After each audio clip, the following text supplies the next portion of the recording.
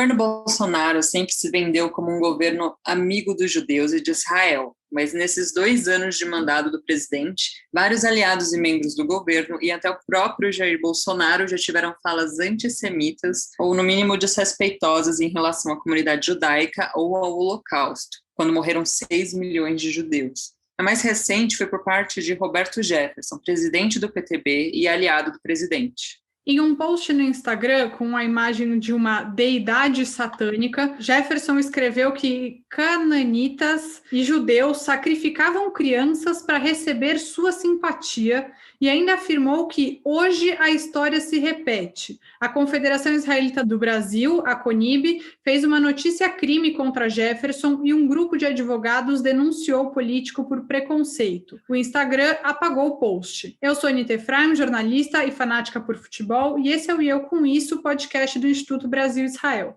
E eu sou Amanda Hatzira, pesquisadora de temas relacionados à cultura judaica e sociedade israelense. E para falar sobre o bolsonarismo e o antissemitismo, recebemos hoje o Daniel Dweck, que sempre fez parte aí da produção do nosso podcast. É sempre um prazer ter ele com a gente aqui, também durante as gravações. Ele é mestre em letras pelo Programa de Estudos Judaicos e Árabes da USP e diretor do IB. E o Ricardo Breiterman, que é advogado do Rio de Janeiro e faz parte do grupo que denunciou Jefferson. Sejam muito bem-vindos, muito obrigado por toparem conversar com a gente hoje, e acho que a conversa vai ser muito interessante, né? Eu acho que começando com premissa desse absurdo que a gente viu aí acontecendo nas redes sociais, no Instagram. Então, é algo que a gente não pode deixar passar, né, gente? Muito bem-vindos. Eu queria começar com o Dani, a gente vai falar bastante sobre as questões jurídicas, mas antes da gente entrar até nesse caso do Roberto Jefferson, Dani, durante muito tempo e até hoje, né, o presidente Jair Bolsonaro se vendeu como um amigo dos judeus e de Israel.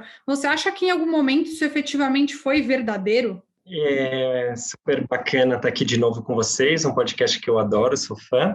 Eu acho que há algo de genuíno quando o Bolsonaro, os membros do governo, os apoiadores, dizem que gostam dos judeus, são amigos dos judeus e do Estado de Israel. Não acho que eles estão falando isso escondendo alguma realidade. Eu acho que na perspectiva do Bolsonaro e dos bolsonaristas, esse amor de fato existe, essa ligação de fato existe, a perspectiva de apoiar Israel, ela de fato existe.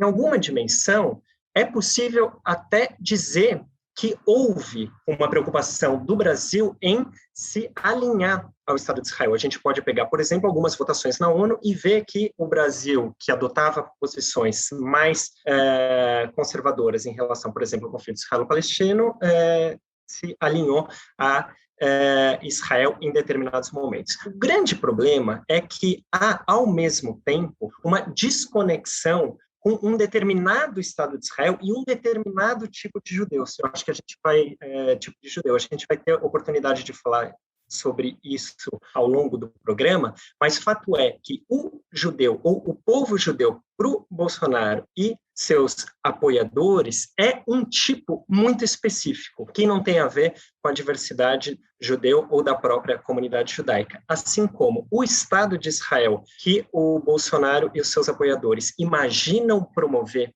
ou defender, é muito diferente do Estado de Israel que a gente conhece, cheio de contradições, cheio de camadas, muitas vezes antagônicas àquelas que o governo brasileiro promove. E só antes de passar a pergunta para o Ricardo, a gente vai ouvir aqui um áudio do presidente da CONIB, o Cláudio Lotenberg, sobre esse post, né, do Roberto Jefferson. As pessoas têm que entender de forma definitiva que as palavras, as manifestações, elas têm um peso.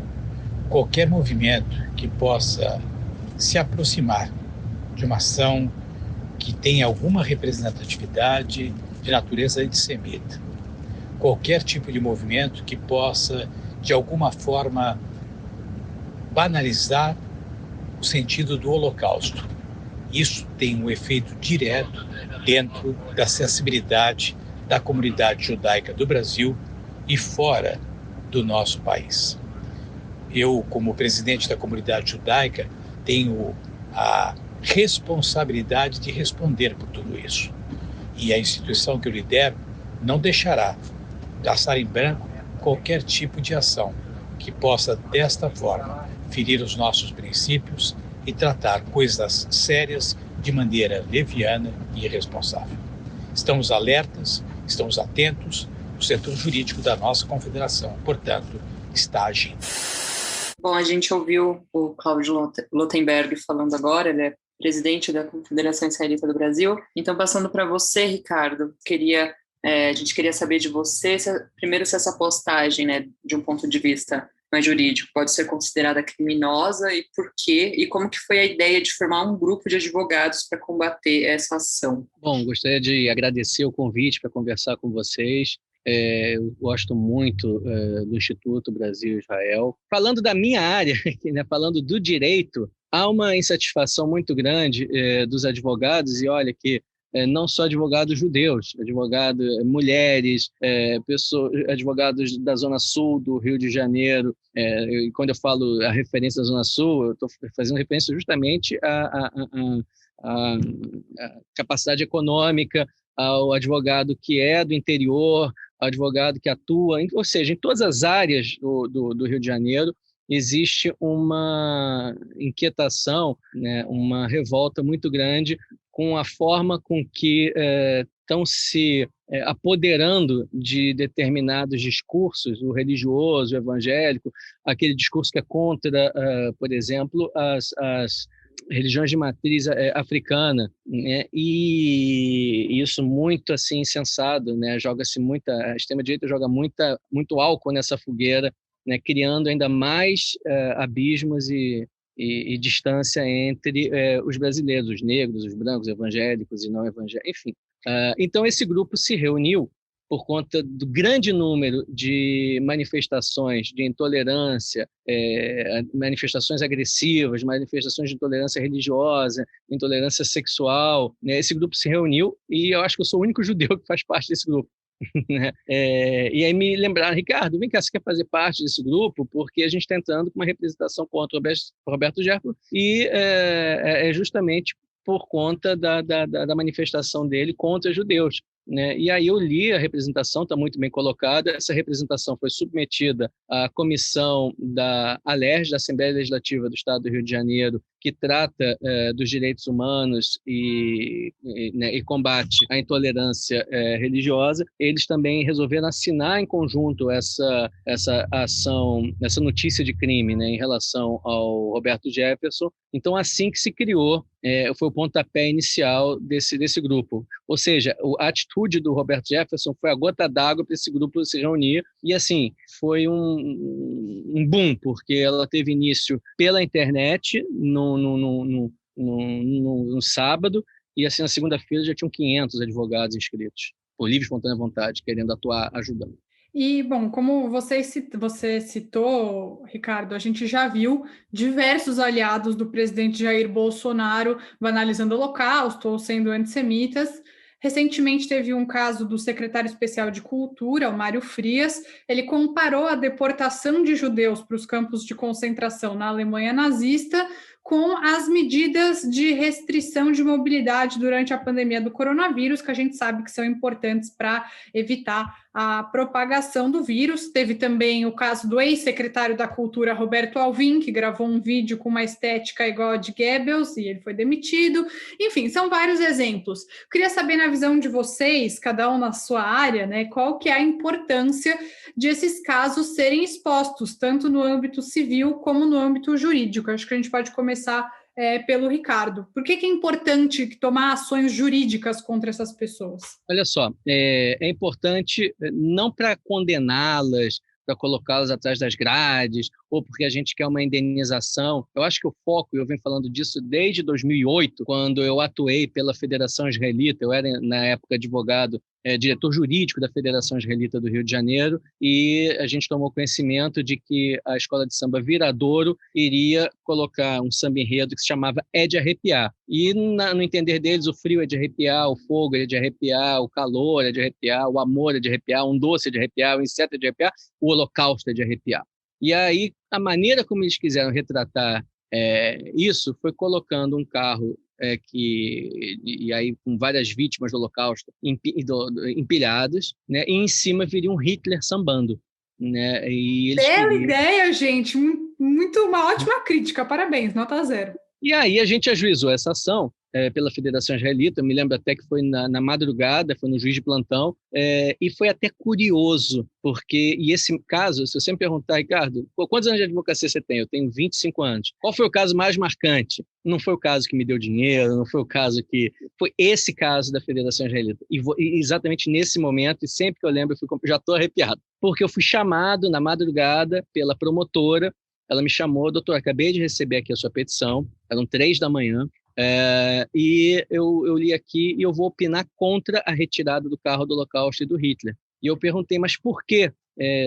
Ela: se o senhor olhar para mim, o senhor vai perceber que eu sou negra. E a vida inteira eu vi o carnaval, né, colocando o negro como sendo o escravo, chicoteado, né, e acabou ontem, né, a escravidão no Brasil, né? E eu fiquei assim meio caramba, né, me pegou, e eu só falei para ele: olha, mas se isso incomoda, por que então nenhuma associação de negros pede para isso parar? Doutor, porque isso é história. Como é que eu vou tirar o negro do carnaval se isso é história? Apesar disso me ofender e o negro ser retratado dessa forma. Mas acabou que a gente conseguiu eliminar, para tirar aquele Hitler da avenida, daquela escola, né, daquele desfile de escola de samba de 2008, com um argumento que é o que responde a essa sua pergunta. O que a gente quer com a ação, com as ações contra essas manifestações antissemitas, é educar a população. Porque eu não acredito que o Mário Frias, apesar de ocupar um cargo que deveria ser ocupado por um sujeito que tem muita leitura, que conhece os escritores, conhece a nossa poesia, a poesia mundial, a literatura mundial, né? Ele deveria conhecer também a história, né? E o que foi o Holocausto, o que é o movimento antissemita, e saber que está crescendo cada vez mais núcleos de radicais contra judeus, mas eu não acho que ele seja antissemita. Eu acho que ele seja um burro, um idiota em relação a esse ponto, né? Em relação a essa parte da história. Eu não acredito que a Viradouro seja antissemita. A Viradouro estava achando que estava nos homenageando, nós judeus. Ela não estava ali, vamos ofender os judeus para botar um Hitler sambando. Só que ela não tem a menor ideia. O carnavalesco não estudou, não sabe. Achou que o filme A Lista de Schindler, que é o máximo que ele estudou do Holocausto, do nazismo, aquilo ali foi romanceado pelo diretor Steven Spielberg, né, que não foi tanto daquela forma. Então, já o diretor, o Alvin, e é curioso, né, porque eu fiz teatro na adolescência com o Alvin. Eu fiz tablado, né, dos 9 anos de idade até entrar na faculdade, aos 18. E o Alvin era, na época, um cara, né, diretor, estudante de teatro, e que queria ser diretor, né? E ele assustou todo mundo quando não só virou um sujeito radical de extrema direita, também quando veio com aquele discurso, né? E aí eu não sei se isso é muito maluco, não sei se o Daniel ou algum psicanalista poderia, porque eu acredito que o Alvin não seja antissemita, ele não vai sair matando judeus, perseguindo judeus, mas ele tem admiração pelo discurso. E eu não sei explicar muito bem isso, mas eu penso que seja isso, né? Então, para resumir, eu entendo que todas essas ações teriam que ter por objetivo um caráter pedagógico, muito pedagógico, para a gente entender a dimensão, para todos entenderem a dimensão real do que foi o nazismo. E você, Dani, né, na esfera civil, qual que é a importância de expor esse tipo de situação? Às vezes a gente vive aquele dilema mas a gente expõe essa pessoa e ecoa mais ainda a fala dela. Por que é importante a gente falar sobre esses casos?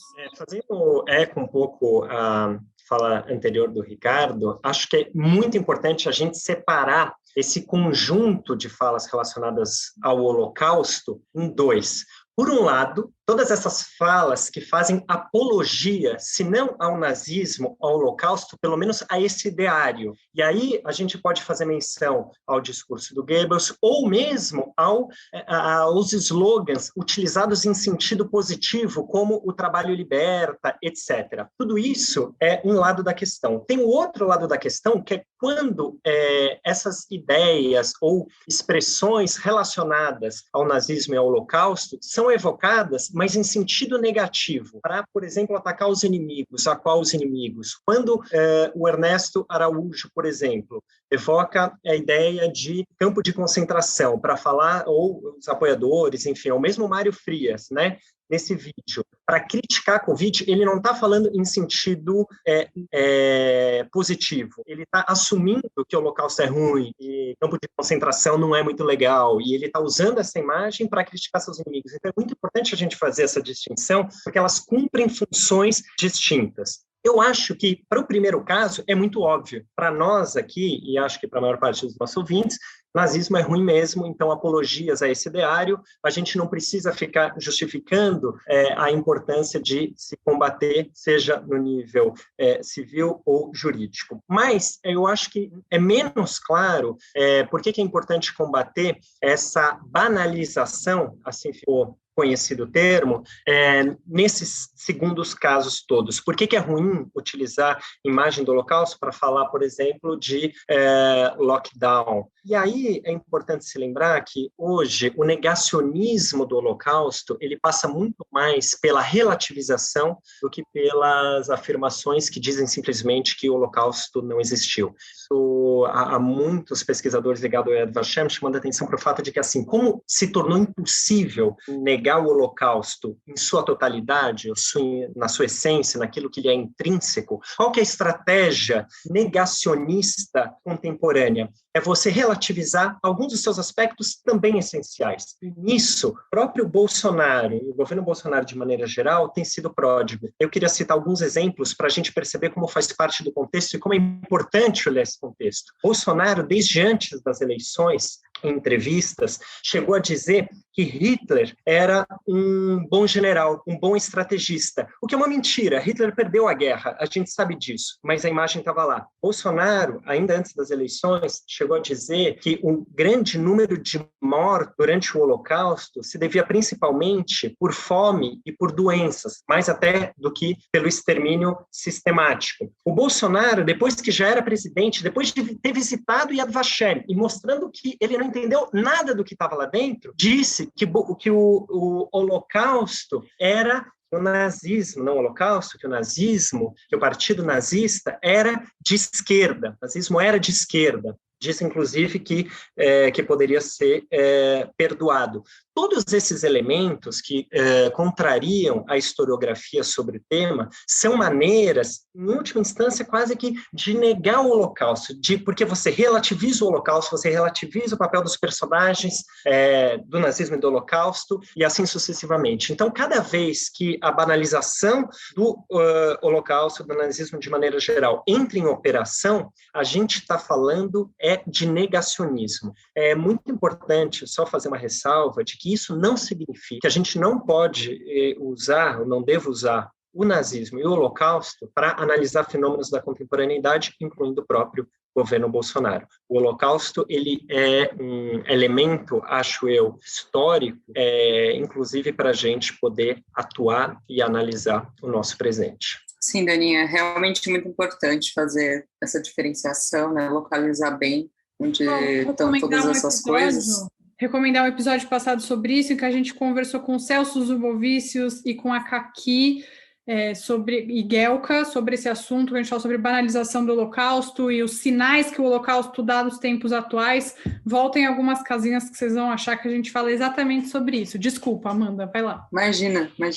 Não, mas passando pro Ricardo, o Dani lembrou, né, do slogan Trabalho Liberta, né, que é usado assim de forma positiva. E a gente teve um caso recente de uma advogada, Doris Denise Newman, que é militante bolsonarista e usou esse slogan, usou essa frase que está na porta do campo de concentração de Auschwitz. E ela usou para protestar contra o lockdown no Rio Grande do Sul. Então, perguntando para vocês, vocês acham que punir ou expor essas contradições, né, desses apoiadores do presidente Jair Bolsonaro efetivamente coíbe nossas ações? Pode começar por você, Ricardo. Olha só, eu acho que faz pensar, a gente deve coibir sempre qualquer manifestação, ainda que subliminar, falei, mas não queria dizer isso. Eu acho que qualquer manifestação mais ostensiva ou mais modesta, ou que tenha uma dupla interpretação, deve ter algum tipo de reação, mas é claro que para cada manifestação a gente tem que ter a reação adequada. A gente lembra do caso, eu acho que foi o Rafinha Bastos, não, foi o Danilo Gentili, que falou: os judeus aqui de Gianópolis não querem metrô aqui. Danilo Gentili, os judeus de Gianópolis não querem metrô aqui porque a última vez foram parar no campo de concentração. Que a outra vez que entraram no trem foram parar no campo de concentração. Se você me perguntar, Ricardo, cabe ação em relação a isso? Não, não cabe ação. Mas ele foi antissemita. Ele não foi antissemita. Ele não falou a morte aos judeus. Ele fez uma piada da dor dos judeus. É muito ruim, é uma piada ruim, é uma piada muito mal feita. Quem faz esse tipo de piada está sujeito a ser muito criticado na sociedade e perder uma parcela grande dos seus admiradores. Por outro lado, eventuais antissemitas adormecidos ficam encantados, ficam empolvorosos. Isso é combustível para eles passarem a adorar, né, quem faz esse tipo de piada. E é exatamente por isso que, Ricardo, mas você disse que não dá para processar porque não tem nenhum crime, aí não passou, não tem calúnia, injúria, difamação e não tem antissemitismo. Então, o que se faz? Se faz uma notificação, as instituições, a nossa instituição faz, a CONIB faz uma notificação de repúdio, enfim, os grupos que se sentiram ofendidos devem fazer as manifestações cabíveis, né? Então, nesse caso do vereador, do deputado, do senador, que utiliza uma frase que é uma frase chavão, que é uma âncora, né, do nazismo, para se autopromover, ainda que a frase isolada não caracterize algum tipo de crime, apologia ao antissemitismo, apologia ao nazismo, eu entendo que deve ser, sim, feita uma notificação para que a pessoa preste os esclarecimentos. Aliás, tem até uma ferramenta, né, no Código Penal, no processo penal, que garante aquele que foi ofendido e que está meio na dúvida do que uma determinada pessoa que lançou contra ela, né, contra esse terceiro, uma frase dúbia, o que ela queria dizer com aquela frase, esclarecendo que no silêncio, ou seja, se eu notifico uma pessoa que eu entendo que falou algo que seja ruim em relação a mim, mas pode ser dúbio, pode ter uma interpretação tanto para lá como para cá, tanto agressiva quanto neutra ou positiva, eu notifico essa pessoa e explico que não gostei da frase, né, e quero que ela explique o que ela quis dizer com aquela frase. Sendo que a não resposta, né, a omissão, ou seja, se ela ficar inerte depois de receber aquela carta, eu vou interpretar que o que ela queria dizer era algo negativo a meu respeito. E aí sim eu vou ajuizar a ação criminal e a ação civil que era necessária. Então, a gente tem feito muito isso, né? Muitas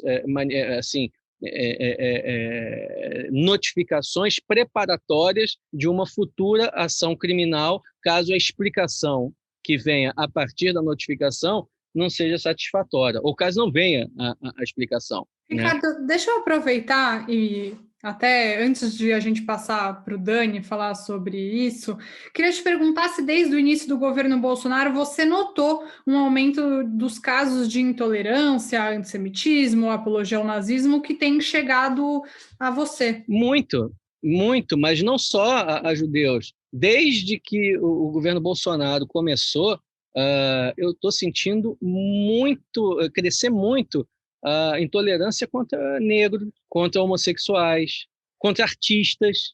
Nossa, isso ainda na campanha do Bolsonaro, qualquer intervenção artística que tenha por objetivo colocar hipérboles em determinados fatos sociais, tem por objetivo criticar determinados acontecimentos, fazer você repensar determinadas situações que já são postas e inalteradas, como foi o caso, por exemplo, do caso Jesus, Rainha do Céu, que a transexual Renata estava encenando e ela fazia um Jesus Cristo homossexual. E não falava que Jesus era gay, então morte aos héteros.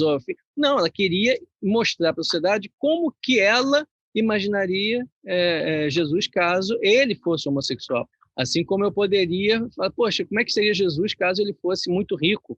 Como que Jesus seria caso ele fosse negro? E isso é um direito de cada um, até porque cada um tem o direito de professar sua religião, e nós quatro aqui, a gente pode fundar uma religião, desde que a nossa religião não atente contra a qualquer outra instituição, religião, né, estabelecida. Então, eu respondo a sua pergunta dizendo que cresceu muito a intolerância, mas não só direcionada ao povo judeu, mas a vários outros segmentos da sociedade, incluindo o cultural, o artístico. Foi já durante o governo Bolsonaro que várias instituições públicas, Banco do Brasil, que tem lá um belíssimo trabalho histórico do CCBB, Centro Cultural Banco do Brasil, os Correios e a Caixa Econômica Federal, são os grandes patrocinadores de espetáculos, filmes e obras das mais variadas. E depois que ele assumiu, essas instituições receberam a ordem de só apoiar e patrocinar e oferecer o seu espaço para obras teatrais, de pintura artística, que tivessem um discurso que fosse o discurso que o governo aceita. Então, nada que fosse contra, entre aspas, a família, nada que fosse, entre aspas, a sexualidade. Então, você limitou a um único tipo de arte, que é a que é aceita pelo Estado. Isso é uma espécie, não chega a ser uma censura, mas ele deu um jeito de, sim, censurar de forma transversa, né? De outra maneira. Para o pessoal que pede a volta da ditadura aí, sentir um pouco do gostinho, né? Mas passando para o Dani, aproveitando, né, que a gente entrou nisso, quais comportamentos, né, do Bolsonaro você avalia que incentivam que as pessoas ajam dessa forma, né? Que elas sintam liberdade para expressar preconceitos assim, de forma tão, né? Eu lembro que assim foi muito evidente na época quando o Bolsonaro venceu. No primeiro metrô, ônibus que eu peguei, tinha gente brigando e, enfim, hostilizando homossexuais, pessoas que eram, enfim. Então, foi algo assustador, assim, ver como a coisa explodiu de repente, de uma hora para outra. Então, e mais do que isso, né, eu queria que você comentasse também o que você acha que ele reprime. Você acha que ele reprime essas atitudes de alguma forma, estando na presidência? O Bolsonaro, ele ascendeu ao poder se insurgindo contra o politicamente correto. Então, é evidente que isso aconteceria, né? Desde a campanha, a grande promessa era essa que o politicamente correto representava uma minoria, uma elite cultural, universitária, da imprensa, etc. E foi falando justamente contra esses grupos minorizados que ele ganhou ainda mais projeção. A cada discurso ante alguma minoria política, ele ganhava ainda mais visibilidade. Quando ele foi eleito, a impressão que ele deu para toda a sociedade brasileira era justamente que muitas pessoas pensavam daquela forma. Então, é o que faz com que as pessoas se sintam autorizadas, ou pelo menos com que elas percam a vergonha em relação a certos discursos. Ao perceber que não é só ela, pessoa, que pensa aquilo, que o seu vizinho também pensa, e que havia um certo pacto de silêncio em nome do politicamente correto para não dizer, mas que agora esse discurso estava autorizado, a começar pelo candidato que foi eleito com cerca de 7 milhões de votos, é evidente que isso passa a fazer parte do discurso.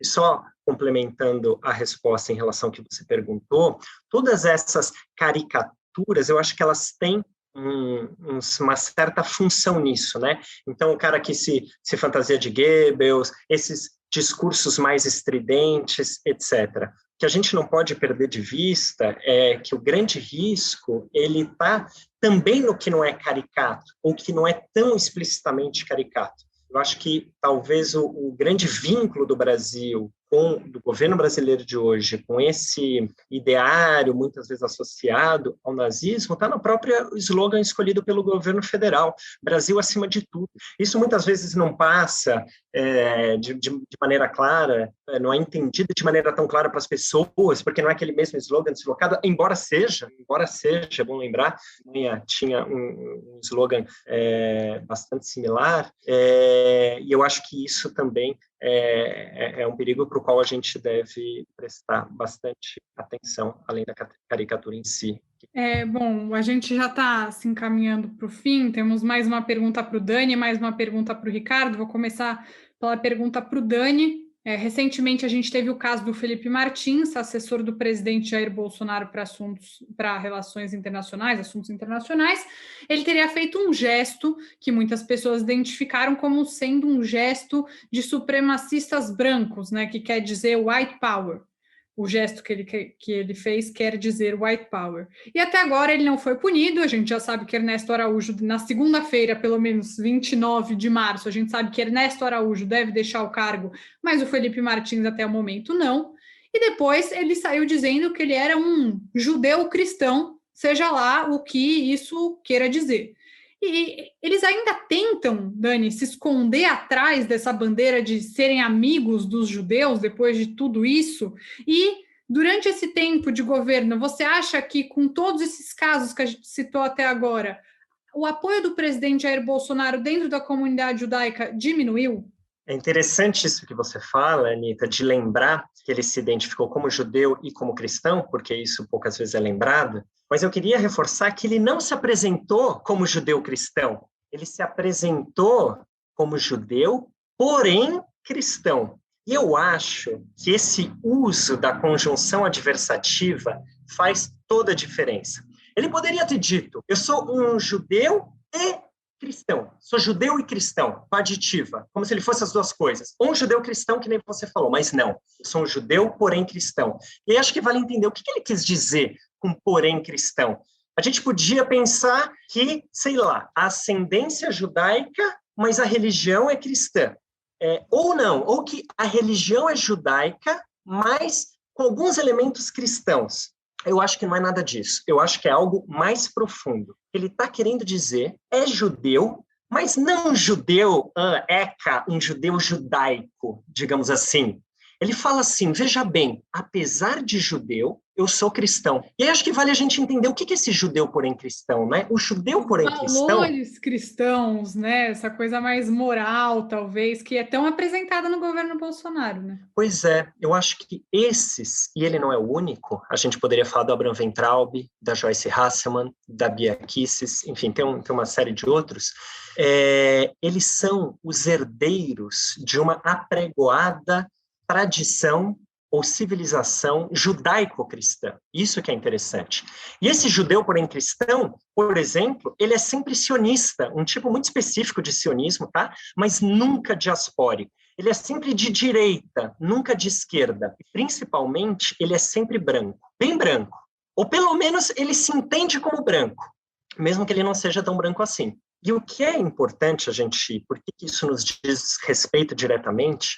Porque o judeu, porém cristão, ele se enxerga como mais judeu até do que o judeu judaico. É o judeu, porém cristão, e não os rabinos, não a gente, que conhece as escrituras. E é por isso que alguém como o Roberto Jefferson se sente autorizado para dizer que os judeus são adoradores de Baal, sacrificam crianças em nome dessa deidade. Que judeus ele está falando? Ele está falando do judeu judaico. Os judeus, porém cristãos, eles são outro de judeu. É um judeu, essa é uma nova identidade política. Ela é uma identidade que nos ajuda a entender o bolsonarismo por ser essa identidade herdeira dessa tradição inventada, política, ideológica, judaico-cristã do governo Bolsonaro.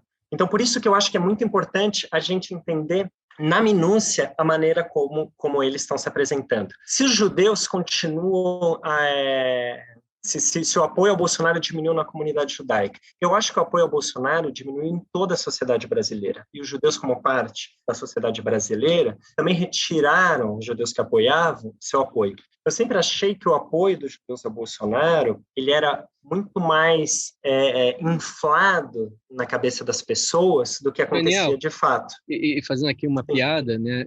Eu retirei o meu apoio a parte da família que é Bolsonaro. Você tem os judeus que tiraram, que deixaram de apoiar o Bolsonaro, e tem os judeus que deixaram de apoiar a própria família porque apoiam o Bolsonaro. Quem não saiu do grupo da família que atira a primeira pedra, né? Você não é o único. Mas eu queria dizer o seguinte, assim como a gente vê, principalmente entre os liberais, empresários desembarcando do bolsonarismo, os judeus, da mesma forma, os empresários judeus liberais também desembarcaram seguindo o mesmo movimento da sociedade brasileira. Mas eu desconfio que, para além disso, além desse movimento, alguns judeus também perceberam que é possível se declarar pró-Israel e, ao mesmo tempo, ter vínculos bem profundos com o antissemitismo. É muito, muito bem colocado, Dani. E essa história, né, desse conceito judaico-cristão daria tema para um episódio inteiro, né? É algo que não existe e eu acho que as pessoas têm que parar de disseminar essa ideia por aí. E para finalizar aqui o nosso episódio, Ricardo, eu queria, né, se alguém que está ouvindo a gente passar por um caso de antissemitismo, queria que você dissesse, né, ou qualquer outro tipo de preconceito, claro, não precisa ser necessariamente judeu, né? Como que a pessoa deve agir? Quais são os caminhos? Quem devem procurar?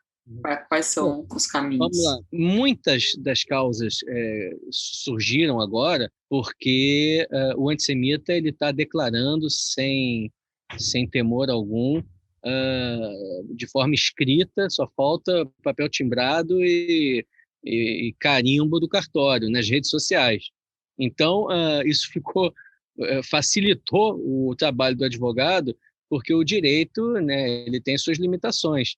A gente não consegue uma condenação ou provar um determinado fato sem a existência de elementos que convençam a formação da opinião do juiz, né? Então, a primeira coisa que se deve fazer é constituir uma prova, que seja uma testemunha, que seja o print de uma página. É sempre bom lembrar que o print da ofensa numa página da internet, ela deve ser com o que está escrito lá em cima, o http // o endereço onde ocorreu. Eu printei aqui o que determinada pessoa falou no Instagram, mas só vem o print do Instagram, mas não vem ali em cima o http. Ué, Ricardo, mas isso não tem no aplicativo, porque o aplicativo não tem. Sim, aí você tem que fazer o print pelo Instagram na internet. E a partir desses elementos de prova, testemunha, um áudio, uma forma audiovisual também, né? A gente consegue ir na justiça e fazer a notícia do crime. No Rio de Janeiro, a gente tem uma delegacia especializada em crimes eletrônicos e tem uma delegacia especializada, a DECRAD, de intolerância racial, né? Ela é uma delegacia bem ativa, né? Até o delegado é evangélico, né? Fala, sou evangélico, mas eu não admito nenhuma intolerância religiosa, tanto que ele está sempre ativo. Quando acontece uma coisa, por exemplo, no Big Brother, né? Ele já está atento ali, o Ministério Público também está atento, e o que a gente observa é que raríssimas são as condenações efetivas, né? Porque quando a coisa, né, quando o fato ele fica é judicializado e o processo anda, né, sai do delegado e vai para a mão do juiz já com uma denúncia, sempre tem um pedido de retratação, um pedido de desculpas, a comunidade acaba, né, pedindo. Eu gostei de lembrar do caso em que um parceiro da comunidade judaica do Rio de Janeiro, que é o Babalaô Ivani dos Santos, um homem maravilhoso, sempre esteve do nosso lado, sempre que a gente foi alvo de intolerância religiosa, quando botaram uma suástica na porta do Barilã, ele sempre esteve do nosso lado. De um tempo para cá, as novas administrações da Federação Israelita estão meio que escanteando ele, e isso está me deixando muito triste, né? Me lembrando da música, não sei se é da Bethânia, né? Atiraste uma pedra no peito de quem só te fez tanto bem. né? E quebraste um telhado, feriste um amigo, perdeste... Enfim, ele sempre esteve do nosso lado. Até que houve uma fala muito maldita do padre Fábio de Mello, que está passando por um momento muito ruim essa semana, perdeu a mãe, né? Um padre conhecido, e a mãe morreu de Covid, né? E então o padre Fábio de Mello, numa dessas missas que ele faz para milhares de pessoas, né? Essa, por exemplo, que teve o problema, foi acho que em Belo Horizonte, para 40 mil pessoas. Ele falou, no meio da sua fala, ele disse: olha, aqui todos são protegidos por Deus, e se aparecer uma macumba na tua porta, chuta, porque nada do mal vai te abater, porque a macumba é do mal, blá, blá, blá. E aí, que história é essa? Macumba é do mal? Isso aí, né, só faz aumentar a intolerância contra as religiões de matriz africana. E aí ele pediu ajuda à Federação Israelita, que não fez nada. Falou: não, vai sozinho. Vai. E eu, na pessoa física, né, falei: não, vou ajudar. Ele sempre esteve do nosso lado, vou ajudar. E a ajuda, gente, não é partir para a guerra, vão processar e tal. Se a gente entende que é uma pessoa, né, que cometeu um deslize, então a gente vai notificar, vai tentar dar as mãos e dali fazer ter um ato em conjunto. Então, nesse caso, por exemplo, o Fábio de Mello com a comunidade candomblecista, né, que estava, assim que o Bolsonaro foi eleito, várias casas de candomblé começaram a pegar fogo, começaram a tirar pedra, né, você não podia sair de branco na rua, né, e o meu medo é que um dia a gente não possa sair de preto, né, que o rabino ele veste preto, o rabino lá, ou então que a gente não possa sair de kippá na rua porque vai tomar pedra. Então, assim como eu tenho esse medo, né, que parece estar muito longe, eu já estou vendo isso acontecer com um colega que sempre esteve do nosso lado, que é o Ivani, e que é a população candomblecista e umbandista. Então, eu mandei uma carta, uma notificação para o padre Fábio de Mello. Ele ficou muito mal, se predispôs a ajudar, e ele fez um programa com a gente foi até a Baixada Fluminense do Rio de Janeiro, que é um lugar muito mais pobre do que a Zona Sul, e lá a gente fez uma oração ecumênica, ele pediu desculpas, e foi genuíno, foi verdadeiro, não foi uma desculpa da boca para fora. A gente sabe quando é de verdade e quando é algo que é ensaiado para não pegar mal na mídia. E estamos ótimos parceiros. O padre Fábio de Mello depois foi na caminhada, se fosse falso ele não iria, foi na caminhada na Avenida Atlântica do Rio de Janeiro, na praia de Copacabana, na caminhada contra a intolerância religiosa, e estava lá o padre Fábio de Mello, junto com o Rabino Bonder, junto com outras pessoas que são representativas. Então, eu acho importante, as ações, para mim, só tem uma finalidade se a gente conseguir uma narrativa depois que seja educativa para a sociedade, né? A condenação, indenização por dano moral, prisão, isso não me interessa. Bom, gente, eu queria agradecer muito. Acho que essa última mensagem do Ricardo é muito importante sobre mudança de atitude, né? Que a ação ela tem um fim também, acho que dá para dizer, educativo. Até vou citar que depois que aconteceu esse caso do Roberto Jefferson, um dos grandes judeus representantes do bolsonarismo, digamos assim, Fábio Weingarten, ex-secretário de comunicações, disse que era um absurdo chamar o Roberto Jefferson de antissemita, porque ele era um grande amigo de Israel e dos judeus, e você falar que judeu sacrifica criança não é você ser um grande amigo de Israel ou dos judeus. A gente não pode se deixar levar por esse tipo de falácia. A gente vê que são muitos casos de apoiadores do presidente, a ideologia bolsonarista repetindo esse tipo de ação, e a gente tem que sempre ficar alerta. Agora, quem ouviu a gente até o final sabe como proceder nesse tipo de caso, também em outros casos de discriminação. Então, queria agradecer primeiramente ao Ricardo Breiterman, que é advogado, esteve aqui com a gente e está envolvido nesse grupo de advogados que lutam contra a intolerância. Ricardo, muito obrigada. Eu que agradeço. Espero ter ajudado aí não só aos nossos ouvintes da comunidade, como da comunidade maior. Um abraço aí a todas e todos. Muito obrigada. Obrigada também ao Daniel Dweck, que é diretor do IB, cientista social, mestre em letras pelo Programa de Estudos Judaicos e Árabes da USP. Dani, sempre um prazer. Hoje você está aqui no ar, mas nos bastidores, sempre com a gente. Sempre junto. Obrigada, Dani. Obrigada, Ricardo.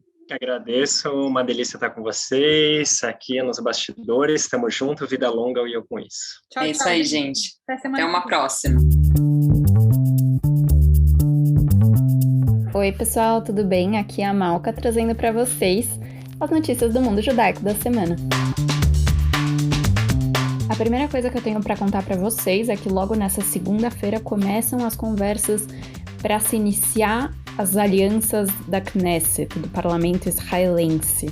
O presidente Reuven Rivlin vai começar a falar aí com os partidos e com os grandes ganhadores dessa eleição para ver quem consegue formar a primeira coalizão a assumir o poder em Israel.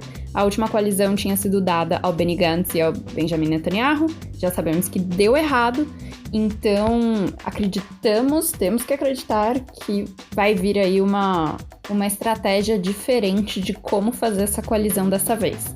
Lembrando que são 3 tentativas para se formar a coalizão e caso nenhuma delas funcione, Israel volta para uma nova eleição. A segunda notícia que eu tenho para te trazer é que Israel entrou na lista dos países que tem sua própria variante de coronavírus. O vírus foi identificado aí em julho, que ele começou a circular, sequenciado em outubro e entrou aí para alguns testes em novembro de 2020. E agora a gente já descobriu que, de fato, é algo que nasceu aí na cidade de Rahat, em Israel, e já estava sendo descoberto aí com a frequência de 98% em Netanya e em Haifa. Não é uma variante mais agressiva nem mais contagiosa que as outras, é apenas mais uma nova variante aí dentro de Israel. Por essa semana é isso e eu te vejo na semana que vem no nosso próximo episódio. Tchau!